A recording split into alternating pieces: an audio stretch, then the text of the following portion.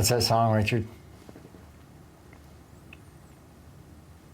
That's In the Living Years, Yeah, Mike and the Mechanics. that's right.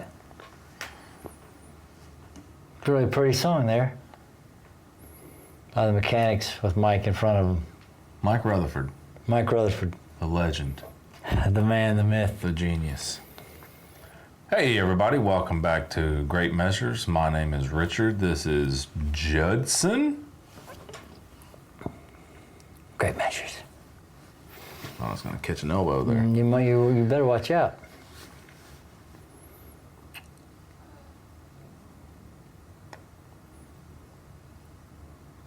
Pantera. Oh. All right. Yeah. Been a while since we've done a Pantera song. Well, not long enough, Richard. Not long I enough. know. For you, it's not long enough. The song is called I'm Broken. Well, so am I, Pantera. I'm broken. I'm broken. Oh. Poor guys. Yeah. All right, well, let's listen to it. All right. What the hell was that? Dude, I don't know. All right, this is I'm Broken by Pantera. Ready to roll? Proceed, Richard.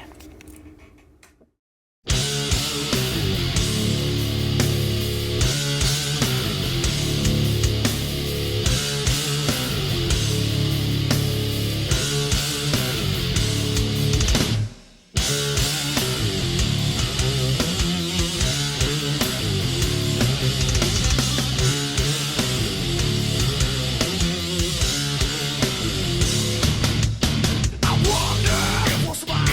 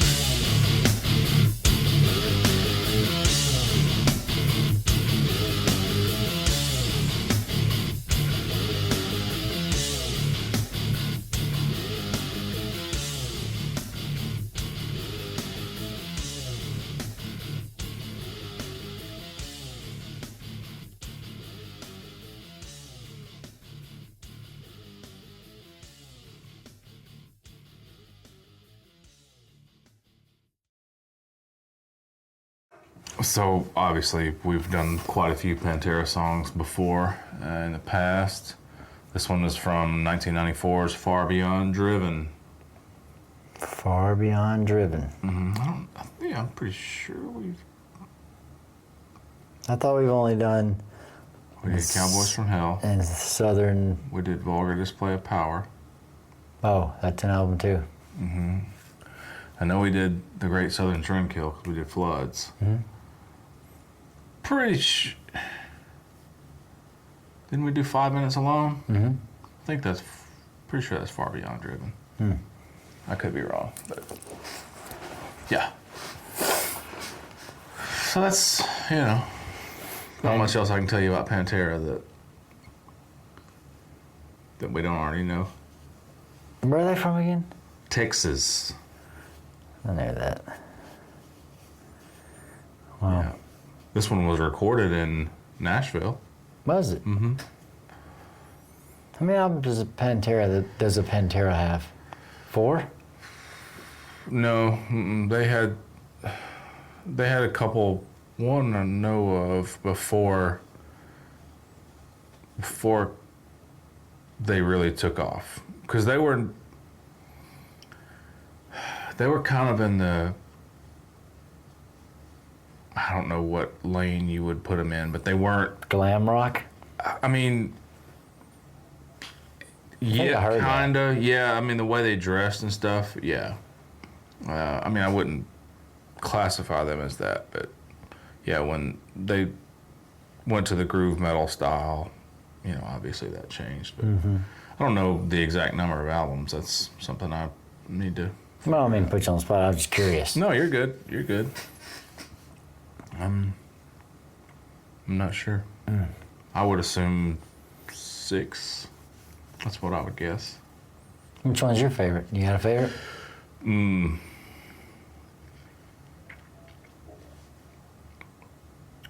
Probably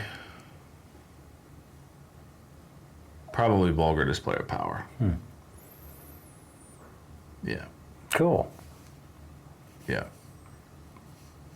Yeah, for sure. That one.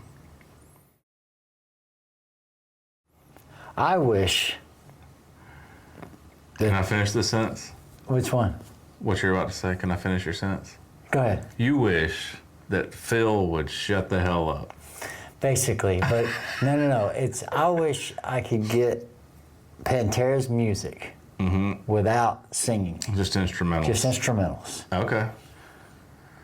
Because that's all I care about, is the instrumental stuff going on in Pantera. I can't, if we just talk about the music and the riffing and how the drums go along with, just little accents whenever they decide to do things, they're unmatched. But it's heavy rock, hard rock, like from the 70s. It's what I like in a more psychedelic heavy blues, and just the punch, the groove stuff that they do. It's just grooving, and there's just a lot of elements in it musically. I just can't get down, and I mean, I guess my criticisms a lot are about singers in some form or fashion, and maybe that's not all the way true, but singer can make it or break it for you. Sure. And this is a good example of it breaking it for me. And it's just because of maybe, I don't know. I'm not trying to tell anybody how to do anything, but it's just not for you. Well, it's not just that. Like, you're not even saying what he's, I'm putting words in your mouth, but I don't take it as you're saying what he's doing is wrong. It's just that you don't like it. Well, I don't, it's no, not so much, but sometimes I don't think it goes along with the music. The music is so innovative at times and just so rocking that it just doesn't sound like that's the guy that needs to be singing over the top of it to me. And then he likes to add more of himself, so that makes it even tougher for me. It's when he does his vocal layering, The layering, yeah. that I'm like, I already got trouble And I'm sure, Phil, I'm sure he's a nice person, and I'd love to meet him and shake his hand, you know, because I know he's an icon. But to many millions of people. But, you know, I already have a difficulty with his voice, and then once he starts throwing more of himself in there, I just don't get it, man, because what's going on up under him is so good. Yeah. It's so rocking. So speaking of what's going on up under him, how do you feel about that? That's great, man. You know, whenever I hear that initial riff, it's Led Zeppelin. Okay. And it's even off the beat, where this song sounds like, I'm having trouble knowing and remembering the name of that song now, the Led Zeppelin song. Is it Song Remains the Same? You know what I'm talking about, though? Yeah, I know the riff, yeah. And the whole time the drum beats just don't. Yeah.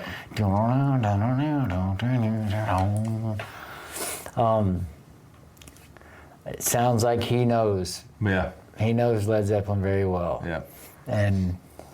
But I think, you know, it's hard to get around when you have iconic guitar stuff. You know, there's only so much you can do on a guitar, and I say that in the sense of, if you're going to come up with an iconic riff, somebody's touched on it. Sure. Or written, you know. But, you know, it sounds like you just took the first part of that riff and then did their own thing with it. And then, of course, when they drop into their, you know, and do the little groove thing, it's just so good. It's just so, it makes me, that's the kind of guitar work and stuff that gets into me. That's the stuff I like to play, kind of try to touch on, you know. And the tone of his guitar is just so mean. And with the bass and the bass and the guitar go in tandem, they play the same riffs a lot of times. You know, and I don't mean to keep saying it, but Led Zeppelin did that a lot, and it just goes back to that old hard rock, which you might even could say Led Zeppelin had something to do with metal. Sure, yeah. Yeah, absolutely. So it sounds, you just have different octaves of playing the same awesome riff, and it leaves a lot of space for the drums. And that's one thing Pantera does, though, when he, you know, at the end of little accents and stuff. But just kind of keeps the beat, and then he like he does. I guess it's the drums that make Pantera the groove metal thing. Whenever they're just doing kind of, if you just had the guitar and the bass player isolated in this, you wouldn't be able to tell when it's from, what year it is in the iconography of guitar heavy greatness. Sure. But then you have the drums, and that sort of turns it into the metal, the innovative metal thing that it is. But I sort of, when the second fill came in, Anselmo, when the second Anselmo came in, I kind of turned it off, and I just focused on how he was hammering on and like bending the string here and there. I liked just the rhythm guitar parts, what he was doing, more so than I even did the solo. I think this was a more lackluster solo than other solos I've heard him play. He just kind of went for trilling and just did, you know, regular metal stuff. Other stuff he just bent the hell out of, you know. And I really dig that, as you know. But I thought just the rhythm section on this, guitar being a part of the rhythm section, it was awesome. Okay. Like how they jump the beat. You know, he's playing over the 4/4 beat, but then they jump it. Their stutter step. Yeah. So cool. Yeah. Okay. Musically, this is one of the best Pantera songs that I've heard, just because of that sort of throwback, sort of a nod to older stuff, but then just how they played with the rhythm of what they were doing. Okay. I'm glad we picked this one then. Yeah, I did. I dug the music part of it. Okay. So this song is about something, isn't it, Richard? It is. Did someone lose somebody? Did someone? Not particularly. Okay, at first, the reading of the lyrics makes me think that someone's talking about someone having died too soon. Not. You mean to tell you what it's about? Yes. So Phil has directly tied the song to the onset of severe lower back pain and the uncomfortable arrival of vulnerability, describing it as an early moment of screaming to the world that he was broken and needed help. Oh. Well, in the lyrics, he says, "You're broken. You're broken," and he talks about being in your coffin and smiling while others are mourning and poisoned apples and Yeah. and I don't know. There may be. That's I was giving him way too much credit. You know, here. when I was looking into it, because I was like, I didn't know what the lyrics were actually. That's what I could find the most of that was referenced was Back pain. severe lower back pain, and being vulnerable because of that. Maybe he was young. He was a younger man when he got the back pain. Yeah, I'm sure. Yeah, this was '94, so. That was before or after heroin, or during. Probably during. Well, he didn't have too much pain. Let's be real. I mean, if he had that hair run flowing through let's his be veins, real here. his back. You weren't hurting that bad. Probably. Okay. Yeah. That's a good point. But yeah, I was reading too deeply into him. Well, it's cool. Lyrics can be whatever they want. Yeah, absolutely. Yeah. Write your lyrics. And Layer your vocals. Layer your vocals. And scream at everybody. Yeah, it's okay. I like it. Yeah, it's great. I get It's it. the Phil Anselmo method. Yeah. Should write a book. I'm sure he has. I don't know. That's a good I'm sure question. he's written a book. Those guys always write books. The guys that layer vocals. You find it so common. So common in vocal layerers. The guys that layer vocals. They end up writing an autobiography. Jesus. Sure, Anything else? I'm sure it's good though. Huh? Anything else to add to this? No, I think I'm good. Thanks for watching, everybody. We are Great Measures. My name is Richard. This is Judson. That was I'm Broken by Pantera. Great measures. Have a wonderful day, everybody.